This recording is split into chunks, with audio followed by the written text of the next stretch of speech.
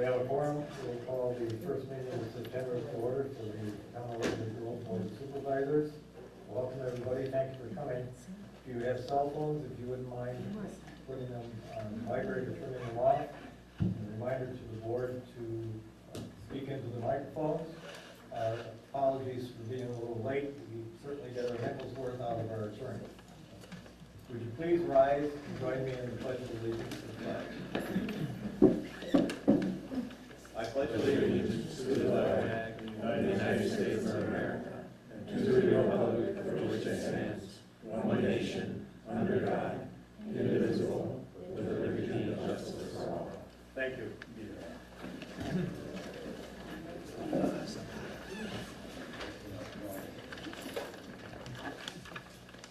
All right, we need to approve the agenda, and I will note that item 10A is struck from the agenda, please. Is there anything else? I'll move to accept the agenda as amended. I'll second. All in favor? Aye. Opposed? Motion carries. We have the minutes of the August 17th meeting. Are there any additions, corrections? Seeing none, I'll move their approval as presented. Second. All in favor? Aye. Opposed? Motion is carried. We have the bills. Any question on the bills? You notice on lines 4 and 5, we've paid for our paving and chip sealing for this year. I hear you. Line 4 and 5 is the paving and chip sealing for the year. 567,000 and 61,000 and change. Okay, I'll move approval of the bills as presented. Second. All in favor? Aye. Opposed? Motion carried. Administrators report. Bud? As many of you may have noticed, we've got the project of the tennis courts done. It's been filled in and seeded down. What we have on the estimate tonight for the building down there is the estimate for the roof. The estimate for the vapor barrier is not ready yet, and I'm told it'll be here tomorrow. Been working on the budget in between the finance committee and town board meeting, incorporating changes and other items. Yesterday, you had a meeting with coastal management. The stairway at Portimore Park will be on the agenda if the town board decides to go along and sponsor that project. Only a resolution to approve that in the near future. The deadline for applications is November 4th, with a project review committee meeting in January, and if approved, the project cannot start until July 1st of the following year. Newport Lane, the right-of-way is marked. The owners at the end have been in contact with the town. I'm kind of guessing they'll be up in the near future to see what exactly we're going to do there. The right-of-way comes the road that's in the right-of-way comes real close to the east edge of the right-of-way. So we'll be moving a little bit into the woods there, taking out some trees, and utilizing quite a bit of what's there already, so we don't have to impact that area too much. Can I make a comment on that? That's a beautiful stone fence, I hope it stays there. Yeah, I was looking at that today. That's Beautiful. it's an old one. It's most of it's some of it's within the right of way too, but I think on the north end, it's out of the right of way, so it looks like it could stay. There should be no problem. I mean, ship it within right of way, stay there. Yeah, definitely. I would think we work on the surface that's there and then to the west without it impacting the eastern side of it. Good. Sunnyside Lane, it's on the agenda, scheduled for paving next year. I I'm in contact with the DNR regarding permitting down there to replace that culvert and work on that road, because there is some wetland in the area. It's hard to tell from the county maps exactly if there's wetland, where the culvert is, but we'll decide it after I turn the permit in. Looking at getting some extra cabinets for document storage, and for the building inspectors, they've got a lot of documents sitting around the boxes now, which is hard to find. They have to find old permits. I've got a line on 4 cabinets from a used office supply place down in Milwaukee. Researching tables for the hall here to replace the folding tables that I'd like to get are not cheap. They're the ones that I've seen at this point are about $600 a piece. So we'll research that a little further to see where that takes us. There's some improvement work planned or in the works for Birchwood Drive off of Hill Road. Some of the residents have coming in with questions. There's easements there, and there aren't easements there, wanting to know if the town's gonna get involved. And I talked with the town association. It's basically a private matter. The town will not get involved in trying to force or set easements on a private piece of property. And the speed board's been moving around. There have been requests for the speed board in some places. What's interesting is we get requests from people that cars are going 65 to 70 miles an hour past their house, and when you set the speed board up, it tells a different story. So it does help in deciding what to do on certain roads speed-wise, and answering some of the questions from residents. Any questions? Great, thank you. Next is public input. This is an opportunity to address the board on any subject, and also on the agendized subject. So I will ask, anybody here want to address the board on an agendized subject? Going once? Going twice? Okay. All right, general comments, anybody wish to make? Bob? Yes. You want me now? Sure. Okay. Please.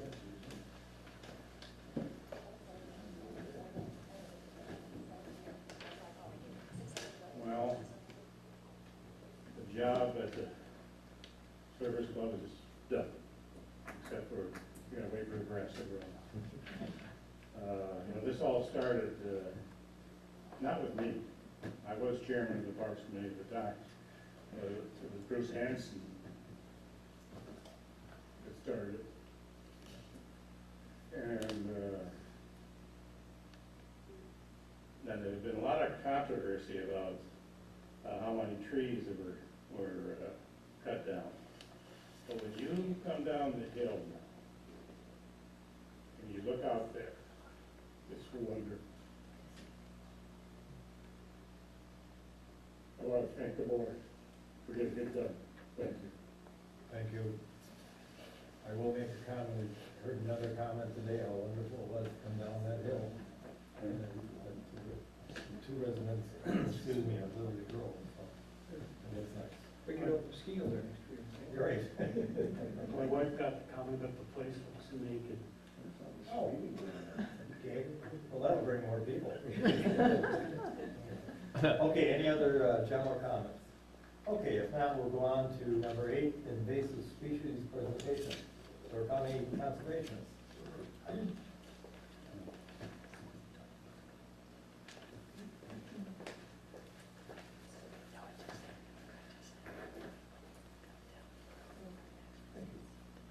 Good evening, everyone. Appreciate the opportunity to come and meet with everyone tonight. My name is Krista Lutsky, and this is only my second time here.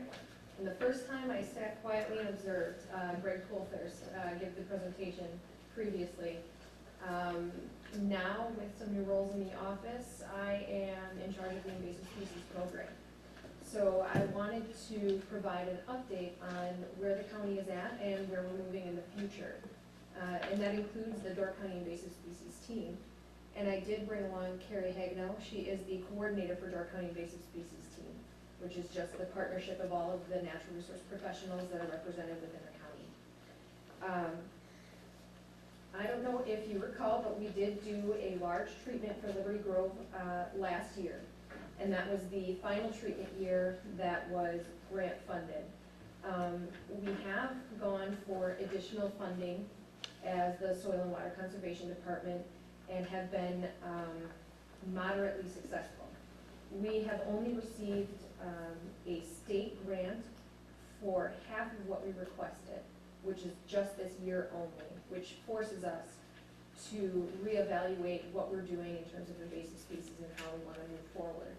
Because this program in the office was predominantly grant funded, with the assistance of a lot of the donation dollars that we received through other towns and individual landowners. That dollar amount was typically used for match for these grants. It wasn't because our project isn't a good one. The issue is that there were so many other projects that were submitted in addition to ours when we requested to do control work on 25 acres, and they had other proposals in hundreds of acres for Phragmites. They thought their dollar would go a lot further than maintenance.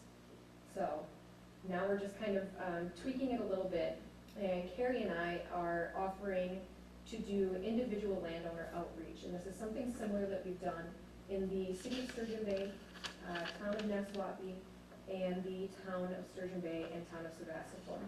We send out letters to shoreline landowners because we are restricted again where we can put our monies in terms of grant. And we provide a time range of when we'll be in their neighborhood and offering an individualized approach to Phragmites on their property.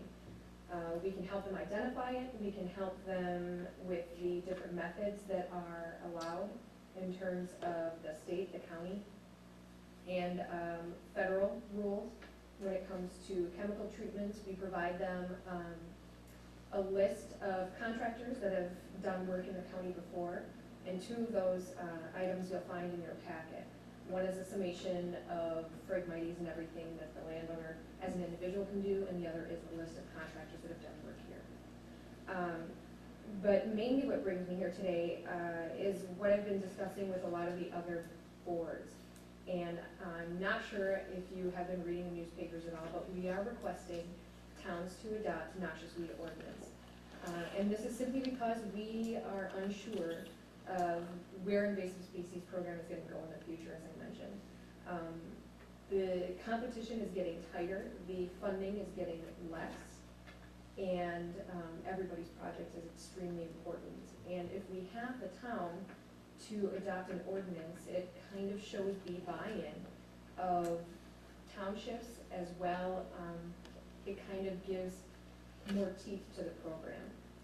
And the main purpose of this is not to punish anybody, but more so get the landowners that are absent a lot of the years or haven't been here in decades to treat the Phragmites on properties that's realty owned or vacant.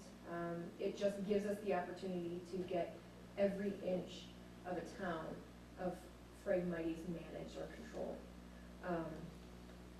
Jacksonport was the second town to actually adopt a noxious weed ordinance, but the first one to enforce it.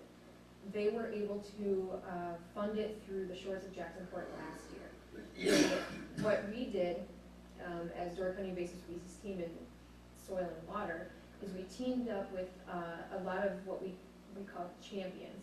It was just a group of people that were willing to walk their shoreline. We trained them how to do the inventory on their properties. They provide us with the GPS units, we map it out, and then we share that with a contractor that they selected. With the membership fees for the shores of Jacksonport, they actually pay for that first year. Again, they send out permissions this year, and whoever doesn't return the permission slip will kind of be flagged to follow up and see if any of the Phragmites is remaining on their property or if it's necessary to treat on the town's dollar. And then that in turn is placed as, what did they say, an extra charge on their property taxes. Right now, The town of Sebastopol is reviewing it. Bailey's Harbor, I'm meeting on Monday, and on Wednesday, I have Gibraltar. The city has adopted the noxious weed ordinance, and the town of Sturgeon Bay has also adopted the noxious weed ordinance. So what we're doing is essentially systematically getting to everyone, so that we have an opportunity to meet with these individuals.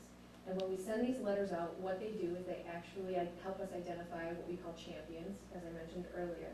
So when you get a letter and someone actually calls and they're interested, that is kind of a trigger to us that they're interested to do more. And we can coordinate groups and provide a list of names to the town boards of people that would be interested in doing follow-up inventory work, or interested in getting their neighbors on board, and hearing the options that are available to them to do the treatments on their properties. This is something as simple, you know, a lot of people up here do a lot of landscape work on their properties, and this is just one more thing.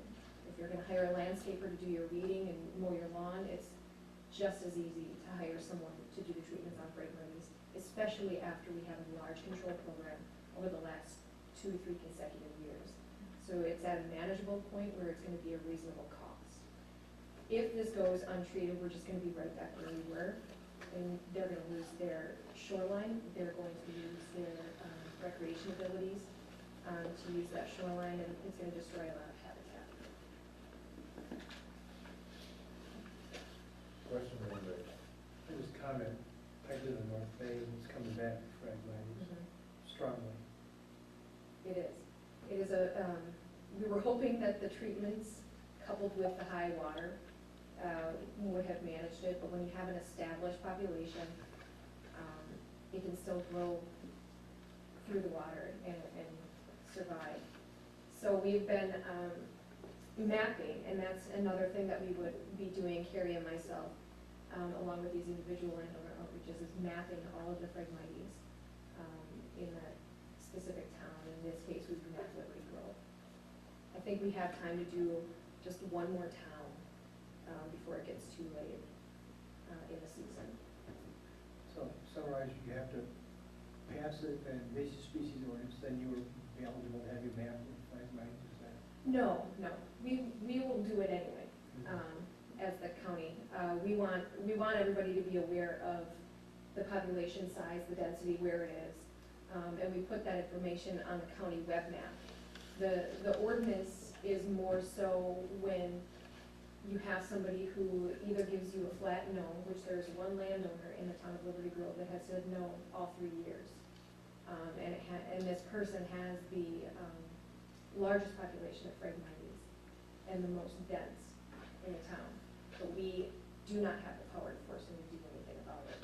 So he is essentially setting back his neighbors because he's not willing to do it because he believes that it's good habitat for red-winged blackbirds. So if the board passes this ordinance and the board can force him to do that? Correct. Take over. Yep. Because there is a state statute for noxious weeds, and Phragmites is already on that list, you would just be adopting a state statute. Krista, the one from Jacksonport has been in effect since late 2014. Has it been enforced to the point where they impose penalties? They have not had to So do the that citizens because, alone? yep, they just have the ordinance in place, and with the champions, her name is Jo Walling, I don't know if anyone's familiar with her, but she is someone that is a force, and she's been providing permission slips and knocking on doors. And that is what our role is to help towns identify who that person would be in their specific location. I already have a list that I've generated for the city and towns of Sturgeon Bay, in addition to Naxwaukeene, and we will share that with the town board once we're complete with the inventory as well.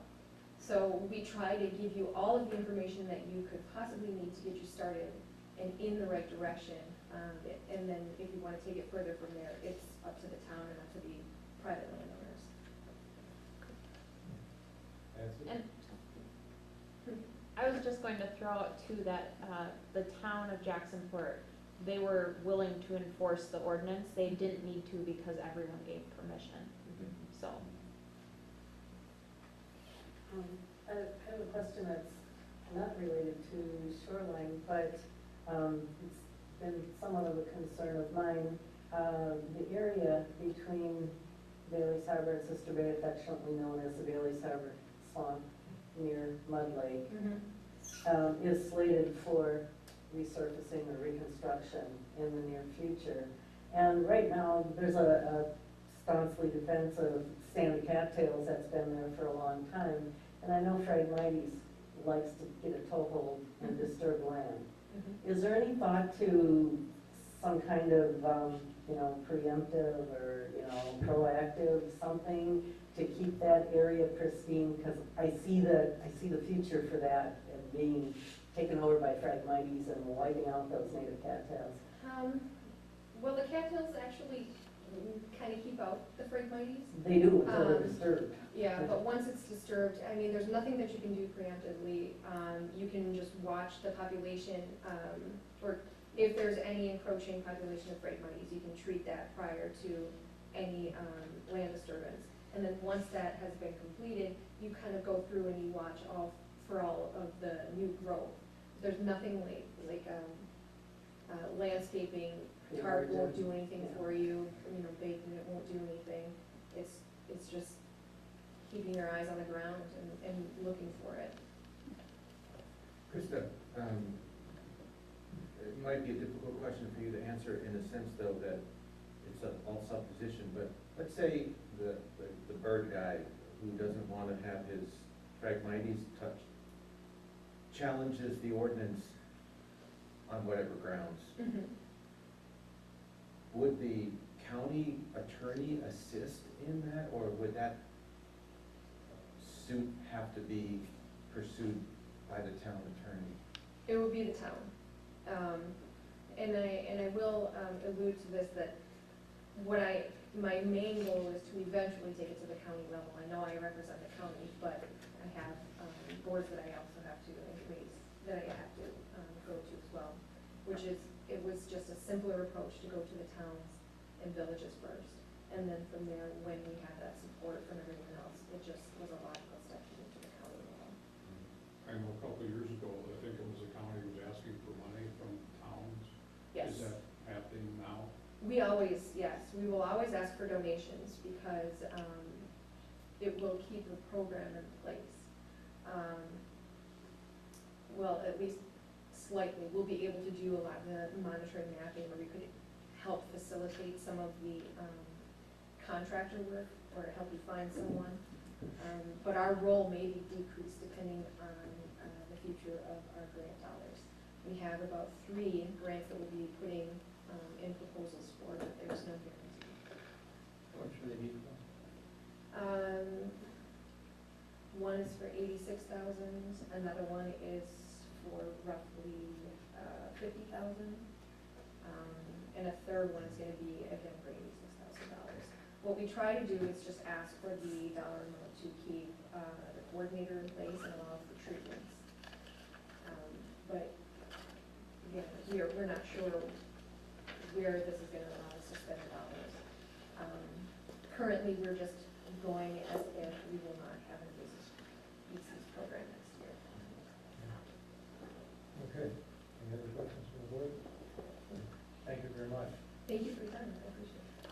You want to put this on the agenda for the next meeting? Thank you. Okay. Okay. Going on to the next item, Plan Commission, recommendation of shoreline zoning ordinance.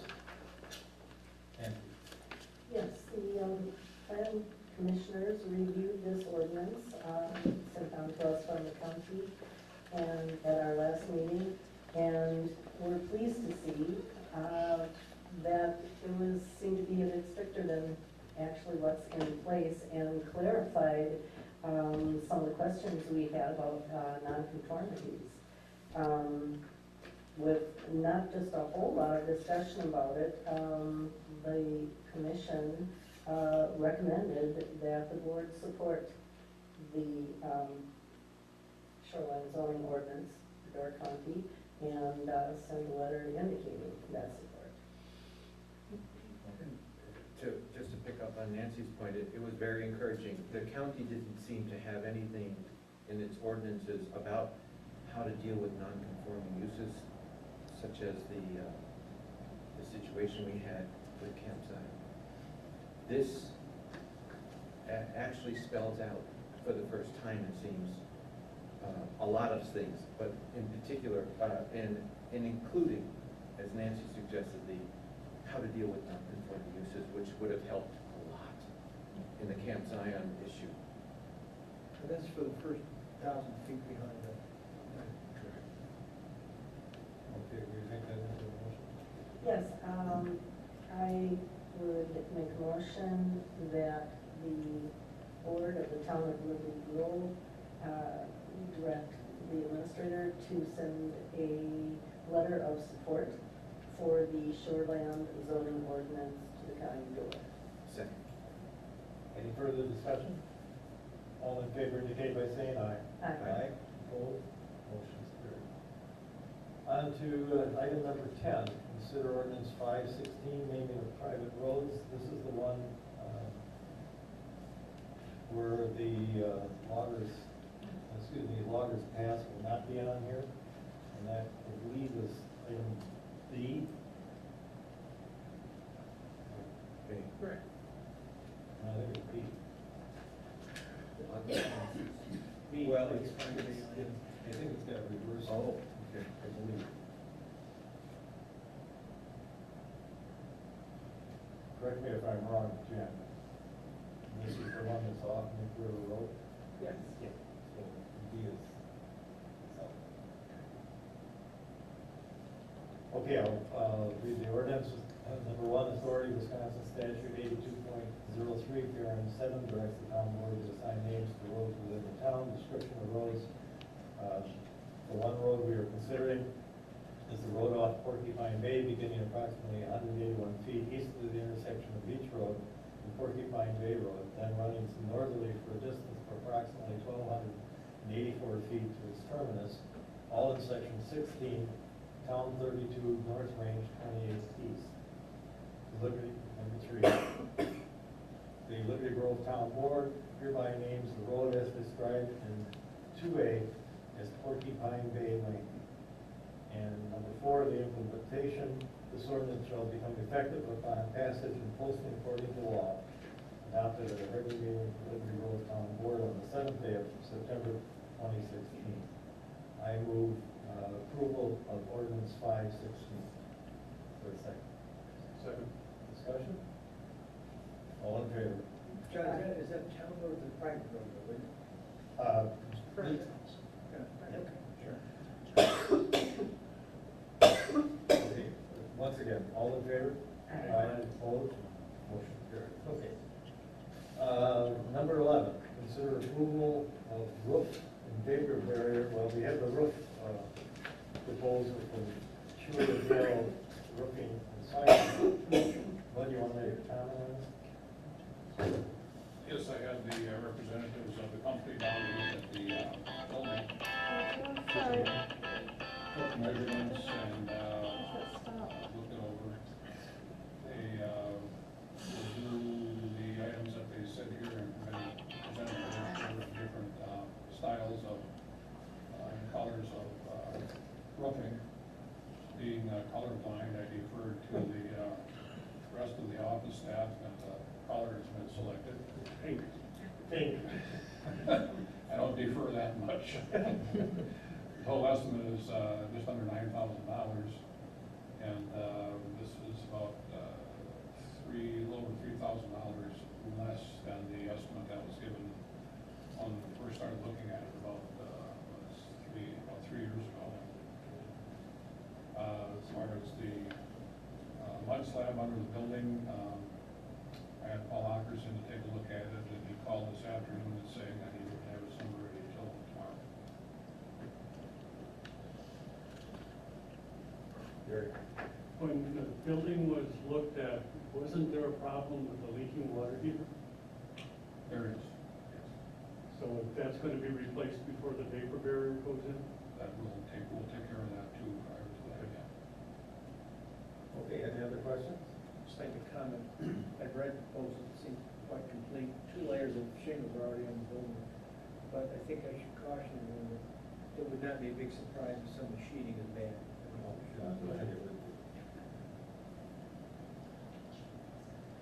Okay, I'll move approval of the estimate from Chu and Theo for $8,975. I'll second that.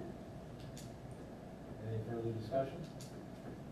All in favor indicate by saying aye. Aye. Opposed? Motion carried. Number 12, consider revision of ordinance 116, regulating certain activities in town parks, sections 3 and 6. Okay. I'll defer to you. The reason that this did not go to Parks and Auction right away is because this particular ordinance change was precipitated by, not by individual kayakers, but by the companies that we licensed to use our launch ramp. And we felt that by the time Parks and Property gets through this and brings it back to the board, the season will be over. And right now, we need to nip it in the bud before it spreads. So, Janet? Also, we had, just over this past weekend, an individual park a truck and trailer out by the flagpole on the marina and left it there all weekend. They launched their boat and went to Escanaba and left us with their truck and trailer parked out at the flagpole. The initial problem that Janet got a call on was a certain company, rather than take their kayaks back to their place of business, were leaving them on not only the Garrett Bay launch ramp, but Ken Schaefer's property, and then parking the trailer in the parking lot. And so, we decided that if we could get to the board, go through the board tonight, then we can take and start implementing the fines that are listed in this particular ordinance. Any questions anybody has? Obviously, the red lettering is what the suggested wording is for that section. I couldn't see in any other section where, you know, any kind of storage or anything like that would even be in the subject matter, so it was just those two sections. The only suggestion, change that I would suggest is that in section 6, after the third offense, the permit is pulled on the individual company for the remainder of the season.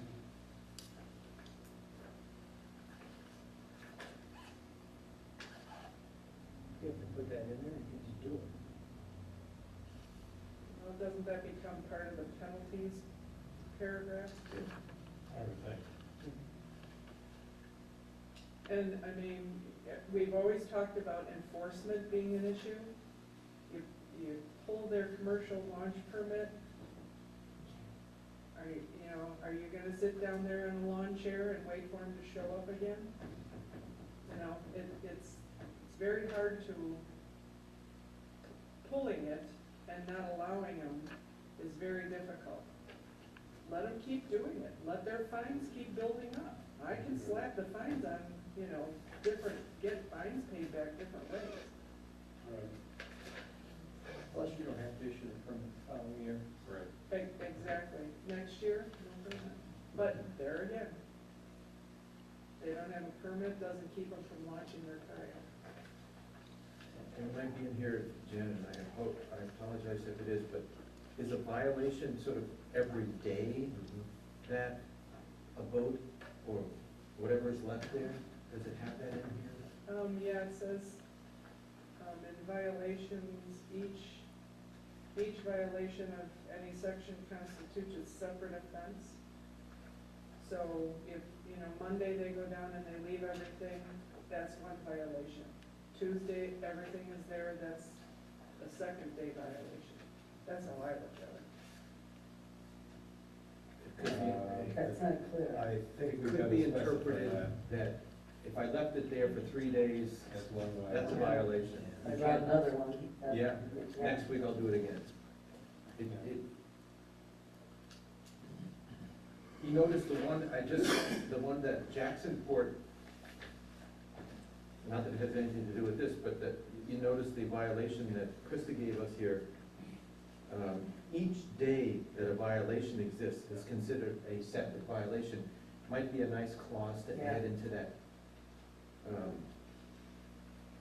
paragraph 9, just to make it clear. I would suggest, Yeah. do that. Should that be in place of that last sentence? I think so. Well, no, that would be in addition to that. In addition to it. In I wouldn't addition? take that clause out either. Each violation of any section constitutes a separate offense. Okay. It's just fine adding the sentence about each day constitutes a violation. Okay.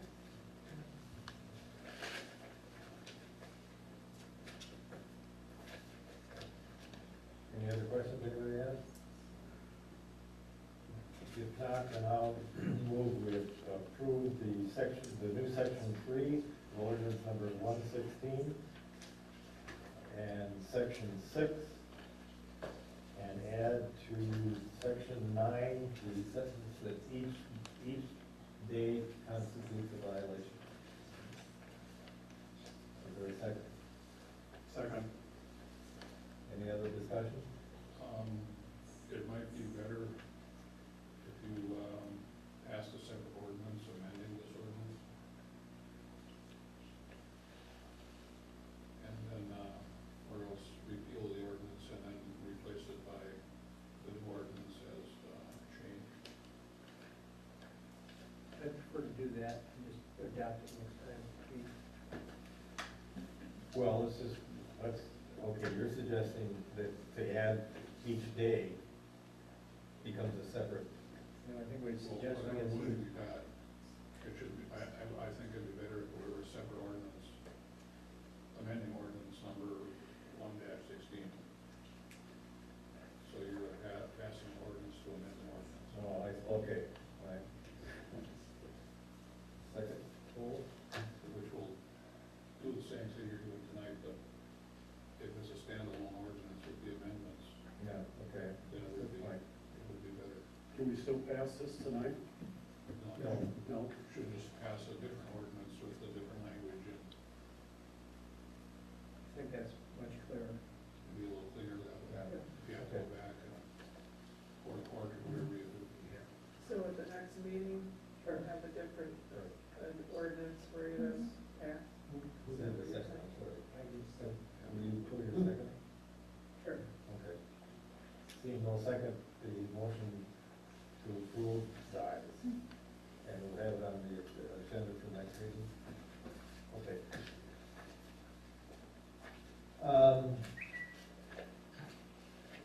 Number 13, pet licensing, Transcendent Technology.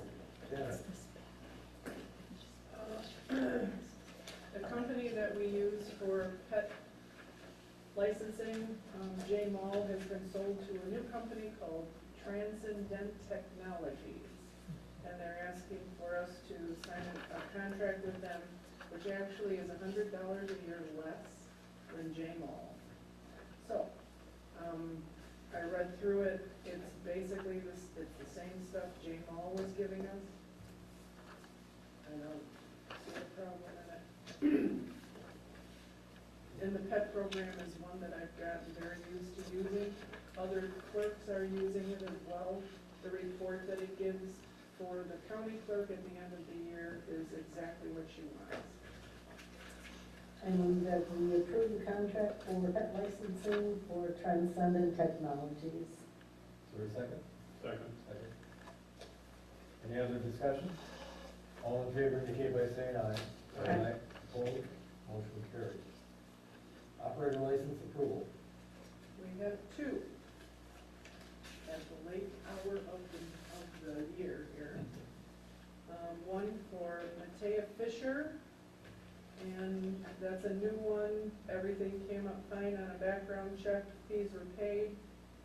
Second is Amanda Collins, that's a renewal, and the fees were paid. Any questions, anybody else? I'm going to make a motion to approve the operator licenses. I'll second. All in favor? Aye. Opposed? Motion carried. Launch, commercial launch ramp. No, None? Correspondence? We have a letter from the County Planning Department approving the, Dovetail Trading, Terry Worcester, outside U-Haul, rental application, with conditions of outside lighting, state and federal building codes and ordinances, and, location of U-Haul trailers and trucks on the premises. A letter to a, property owner who has had a recreational vehicle / camping unit for an extended period of time on their property with a, order to, adhere to the zoning ordinance. A, publication of Friends of Palm and Pilot Islands with information on the activities and the, land. Letter from the Wisconsin Towns Association, setting up, Thursday, September 29 at 7 o'clock. The locations aren't solidified yet, but there will be meetings on the, turnout for transportation, to get more input to the state on solving the, transportation and highway funding problems. Door County North has, returned the advance of $8,500 for the Uncork Summer Festival. Thursday, September 15th will be the RPC meeting on the, shoreland, zoning amendments and, transfer and implementation as mentioned earlier tonight. Easter Seals Wisconsin is sponsoring Veterans Family Camp Weekend. The one coming up is September 23 to 25. This is at the Dells. Veterans can reserve a spot for $25, which is refundable, and gives them a free weekend at the facility. A notice on the Department of Administration meeting, which was held yesterday on the future granting program and cycle. The next meeting of the chief elected and appointed officials from Door County's towns, villages, city, and county will be Thursday, October 27th at 7 o'clock at the Bailey's Harbor Town Hall. Letter that was written to Dan Austin, encouraging the county to plow Ellison Bluff Park during the winter months. I was informed this afternoon that there will be a letter coming to the town on some action that was taken on that item. Water supply system sanitary survey, October 4th. Laurel Bratz will be in the area to inspect the fire station and ask questions about the water and treatment system on the site. An email from Charles Keller on the Beach Road to the town board members and highway committee members. My husband and I want to thank you for the excellent job you did on the repaving of Beach Road.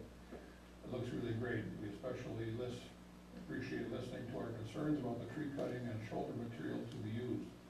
It was also accommodating to you to walk the road regarding these issues. Communication between the board and town citizens is important and appreciated. Ed and Barbara Keller, 11491 Beach Road. Another letter that was in the paper from Betsy Rogers of the Liberty Grove Property Owners Protective Association. The association thanks the town road committee and the road crew for their service on behalf of town residents, and especially for their willingness to hear our concerns about the 15 to 16 Beach Road paving project. In particular, we're grateful for the attention the committee and crew gave our concerns about loose gravel shoulders and the need for a pedestrian-friendly grade of gravel. While we grieve the loss of more than 100 live trees and portions of the beautiful canopy that grace the road, we also agree that the road looks very good, and we appreciate the town's care in completing this project. We are aware that public service is often thankless and that people are much more vocal with criticism than with praise. The association agreed at its annual meeting July 29 to voice its appreciation publicly for a job well done. Again, our sincere thanks to the road committee and the crew. Betsy Rogers, secretary. Walker did write those under school now. He brought that in. Okay? Local government center extension, 2016 town and village workshops, and that will be on Tuesday, September 13th in Green Bay. They have 2 sessions, one for new board members and one for the veterans. That's it. Okay, future meetings. Finance meets tomorrow at 6:30 p.m. Monday the 12th, listening session, 7 p.m. Town Hall. Topic is mainly the Women's Club building It's over. It's all. only. Parks and Property, 9 a.m., 13th. Finance, 6:30 the same day. Library Committee, 1 p.m. on the 13th also. 14th is Plan Commission. And the clerk workshop, 2 to 4, is that correct? In Sturgeon Bay. Saturday the 17th, the recycle day here at the town hall again, 9 a.m. to 1 p.m. Shredding and electronic appliances. What day was that? Saturday the 17th. Tuesday the 20th, budget information meeting, 1 p.m. in the afternoon and 7 p.m. at night. Fire board at 9:30 on the 20th also. Yep. Town board the 21st. Plan commission the 28th. Maybe turn out for transportation, meeting on the 29th, location to be determined. And then we head into October, the budget hearing, meeting and special board, October 18th, beginning at 7 p.m. Okay, before I move to adjourn, the board is gonna go back into closed session, but we'll end this, town board meeting. I have a hope from the unknown source. Everything will be okay in the end. If it's not okay, it's not the end. I move we adjourn. All in favor? Aye. Opposed? Please stand adjourned. Thank you, everybody.